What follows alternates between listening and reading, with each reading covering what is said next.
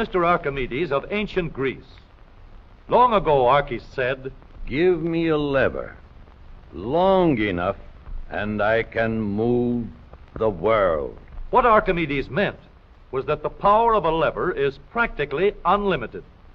Today, almost everyone uses some form of lever in his daily work. The familiar can opener is a lever with a sharp cutting edge.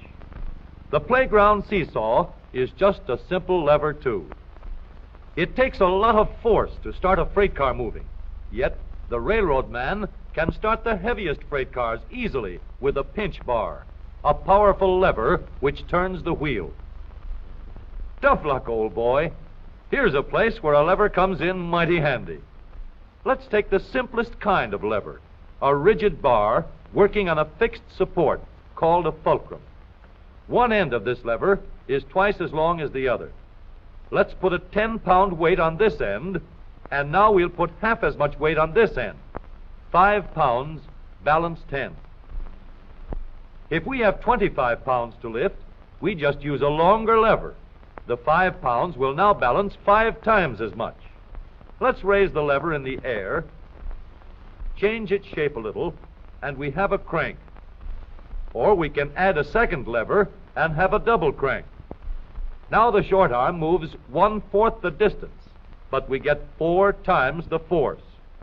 If we want continuous motion, we need more arms. Now we have levers that turn. The larger paddle wheel makes fewer turns, but it delivers more force. A paddle wheel is nothing but a never-ending series of levers. We can make the wheels stronger and lessen friction where the wheels touch each other by rounding off the edges and shaping them into teeth that will slide in and out smoothly. Now, the power flows smoothly and continuously through spinning leverage of gear wheels. Gears are made in many kinds and many sizes. Little gears, big gears, worm gears, bevel gears, and even lopsided gears. Over 100 million gears are spinning over the roads in the transmissions of our automobiles. The transmission is located right at the bottom of the gear shift lever. Let's start from scratch and put together a model of the gears that we shift in our motor car. The shaft on the left comes from the engine. The shaft on the right carries the power back to the rear wheels. To connect these two with gears, we'll need another shaft, known as a counter shaft. These two gears carry the power from the engine shaft to the counter shaft and are always connected or in mesh. This gear on the drive shaft going to the wheels is free to turn around the shaft. We'll put it in mesh with another gear on the counter shaft. These gears are always in mesh and keep turning while the engine is running. To switch from one set of gears to another, our transmission needs a short shaft like this, known as a clutch sleeve. It cannot turn on the drive shaft, but it is free to slide back and forth. On the sleeve, we'll mount a large gear, which we can shift back and forth to mesh with the small gear in the middle of the counter shaft.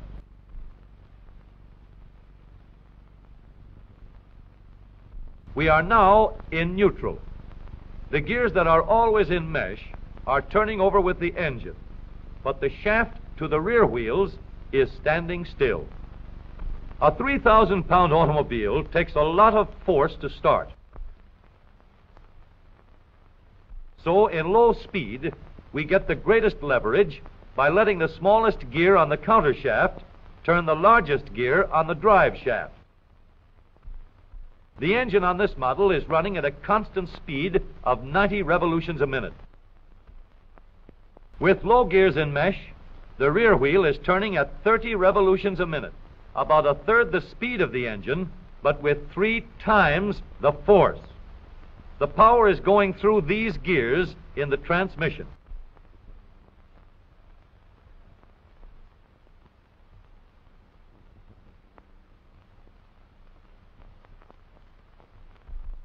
After we've started the car rolling, we want fast pickup.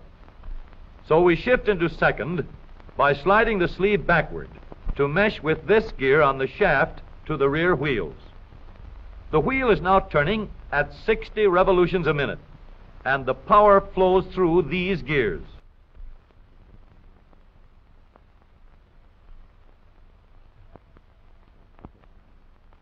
For higher speeds, we let the power go directly to the rear wheels. We shift the sleeve forward so that it meshes with the shaft from the engine. The power travels straight from the engine to the drive shaft. Now the shaft to the wheels is turning at 90 revolutions a minute, the same speed as the engine. But here's a problem. An automobile must be able to go backward as well as forward.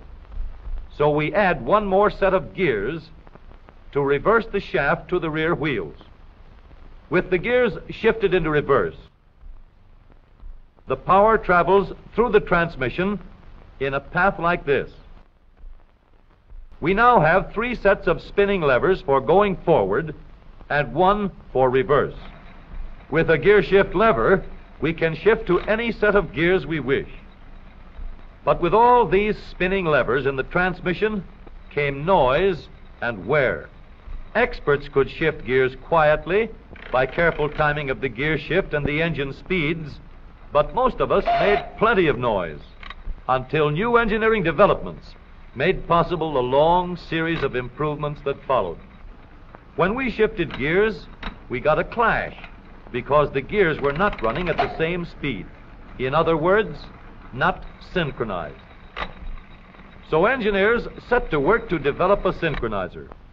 The synchronizer works like a cork twisted into the top of a bottle.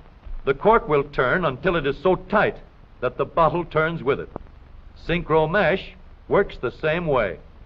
When we shift into second or high, the synchronizer brings the gears to the same speed before they come together. The drums won't let the gears shift unless they are turning at the same speed. When the gears come together, there is no clash, and the shift is made quietly and easily. In the transmission of the up-to-date automobile, we have a powerful low gear to give us a strong spinning leverage in starting. A fast-turning motor must set the weight of the car in motion. In second speed, we can change leverage to get going fast at the same engine speed. With the leverage of third gear, power goes directly to the rear wheels, and we can go as fast as we want. Now every driver can shift gears at any time, regardless of speed. Here is a hill that will give us a real chance to see how smoothly and reliably our spinning levers work in our automobile transmission. This driver is going to let her car gain a speed of 60 miles an hour down the hill.